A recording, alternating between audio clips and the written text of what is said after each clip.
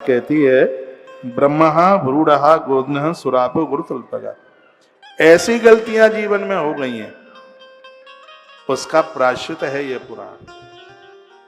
उन गलतियों को, उन अपराधों को समाप्त करने के लिए महात्मा वैशंपायन कहते हैं कि हरिवंश पुराण से बड़ा कुछ हो ही नहीं सकता।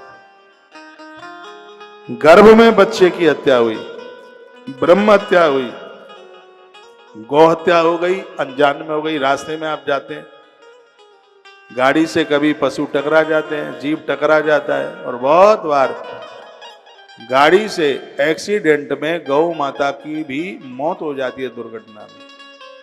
वो जान करके नहीं हुआ, अपराध अनजान के हुआ है, लेकिन फिर तो पाप ही पाप लगा उसमें। तो कहा गया सुरापो, जिन लोगों ने मदरा पी है, शराब पी है, ये पाप नहीं, ये 5 महापापों में पराई नारी पराय पुरुष का सेवन करना, नंबर 1, नंबर 2 रिश्वत लेना, नंबर 3 मांस भक्षण, नंबर 4 जुआ खेलना, और नंबर 5 शराब पीना। ये पाप नहीं, ये महापाप है। ये बड़े पापों में, ये महापाप में आता है। जुआ भी महापाप में है, शराब भी महापाप में है, रिश्वत लेना भी महापाप में, पराये पुरुष या पराई स्त्री को स्वीकार करना, कुकर्म करना, यह भी महापाप में है। तो वैशंपायन कहते हैं कि अनजान में, अज्ञानता में यह अपराध हो गया है, तो इसके लिए प्रायश्चित हरिवंश पुराण से बढ़कर के कुछ भी नहीं है। उसके लिए हरिवंश पुराण है। भ्रूण हत्या हो गई है, गौ हत्या हो गई है, कहा गया है ब्रह्म हत्या हो गई है, मदरा पी है, गुरु की पत्नी के साथ में कुकर्म हो गया है, गलत हो गया है। सकृत पुराणा सोनाथ पूतो भवति नान्यथा। पूत कहते हैं पवित्र। इतने बड़े अपराधियों को भी हरिवंश पुराण की कथा है, वो पवित्र कर देती है, पावन कर देती है। लेकिन याद रखिएगा, ऐसा नहीं पहले खूब जानबूझ करके अपराध करें और फिर हरिवंश पुराण की कथा सुन ले। नहीं, अनजान में ये गलतियां हुई हैं, अविवेकता में ये गलतियां हुई हैं, तो उनका प्रायश्चित। कितने मस्त हो रहे हैं,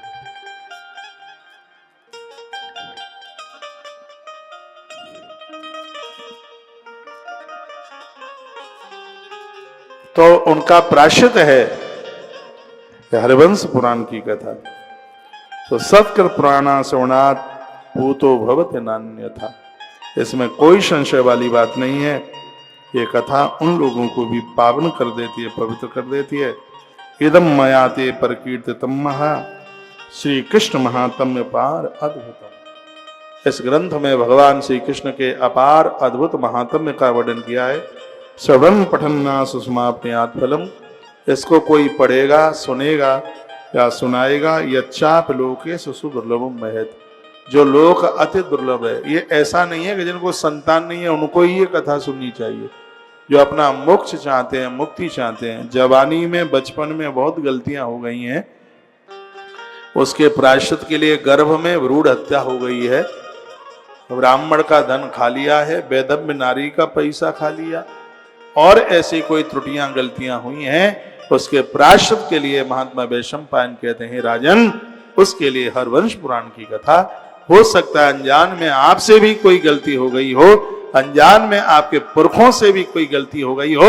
हरिवंश पुराण की कथा से तुम्हारे तो पाप जलेंगे ही, लेकिन तुम्हारे पुरखों के भी अपराध जल करके राख हो जाएंगे।